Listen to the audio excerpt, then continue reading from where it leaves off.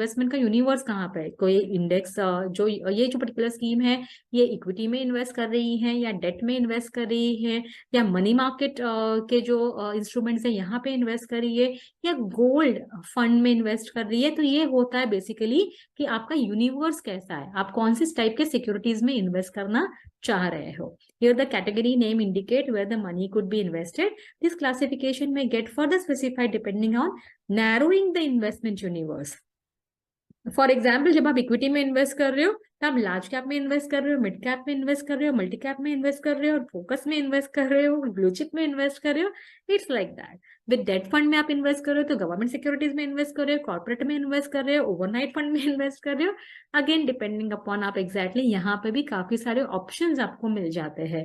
इसके लिए मैंने बोला था कि जब भी ये सारे डिफरेंट टाइप ऑफ इन्वेस्टमेंट या स्कीम्स के जो फीचर्स है उसको कंबाइन किसने किया है, उसको कंबाइन किया है आपके सेबी ने, और वो हिसाब से उन्होंने कैटेगरीज दे दी है। तो इक्विटी है तो इक्विटी की कुछ कैटेगरीज है, डेट है तो डेट की कुछ कैटेगरीज है। लाइकवाइज सेबी की अगर कैटेगराइजेशन देखेंगे तो बहुत स्पेसिफिक कैटेगराइजेशन है और बहुत आसानी से आपको अंडर वन रूफ आपको समझ में आ जाएगा कि सेबी ने कितना अच्छे से उसको कैटेगरी करके आपको दे दिया है।